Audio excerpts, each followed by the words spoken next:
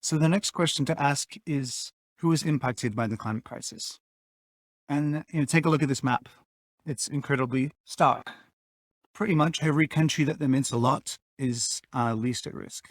And every country that barely emits anything is most at risk. There's a couple of reasons for this. One is luck. It just so happened that the Industrial Revolution began in temperate Europe, who then colonized the rest of the world, but specifically genocided and settled in other temperate places in the world, like Australia, New Zealand, Canada, the US. And temperate places are less susceptible to climate change because a bit of extra heat or change in rainfall isn't likely to push them over the edge, unlike places that are already hot and dry. But there's another reason, and it's the fact that these countries are rich in the first place. Because these countries have gotten rich and developed themselves for centuries by burning the entire planetary budget of coal, oil, and gas, they are now rich and powerful enough to deal with climate change the most. So building flood defenses and irrigation systems, or just being rich enough to rebuild when hurricanes or wildfires hit, or to pick up and move when the damage or the risks get too high. And so this is really the core of what climate injustice means, that the people who are being hit first and worst by the climate crisis are those who have done the least to cause it in the first place. So just sit with that for a moment and feel it in your body. The injustice of it really makes my chest constrict.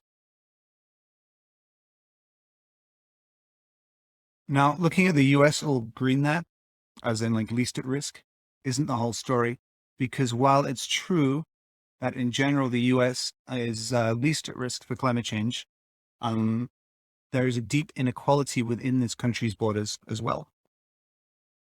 So for the same reasons as before, some luck, but it's mostly about who is rich enough to adapt or move or rebuild.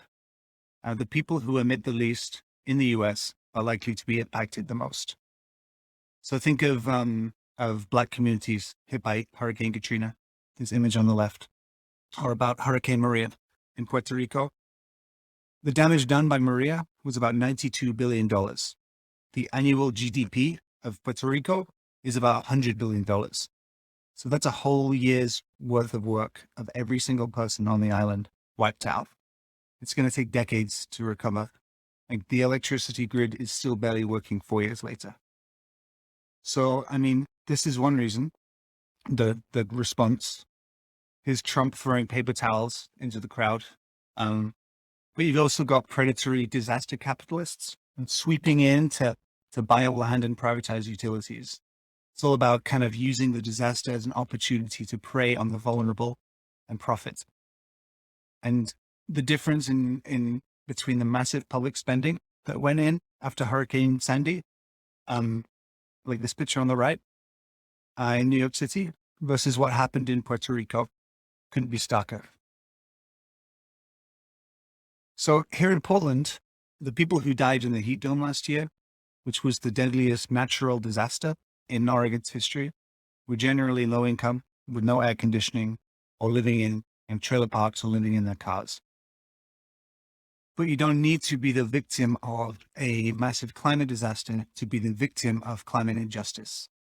You can be impacted by the causes of climate change too.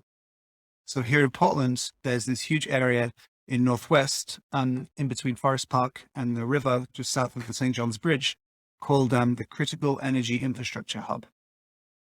This is where most of the fossil fuels used in Oregon are stored, and it's gross and it's dangerous.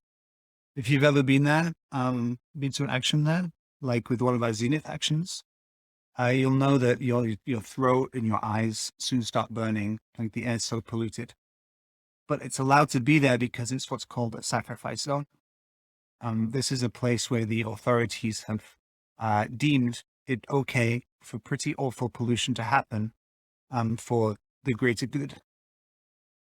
Well, guess where they decided to put the sacrifice zone? It wasn't downriver near where the richer, whiter people live, but just across the river from Portland's historically Black neighborhoods. So it's the people who are already low income, already historically marginalized, that are facing the brunt of the direct pollution from the fossil fuel industry, but also feeling the effects of the climate crisis that it produces.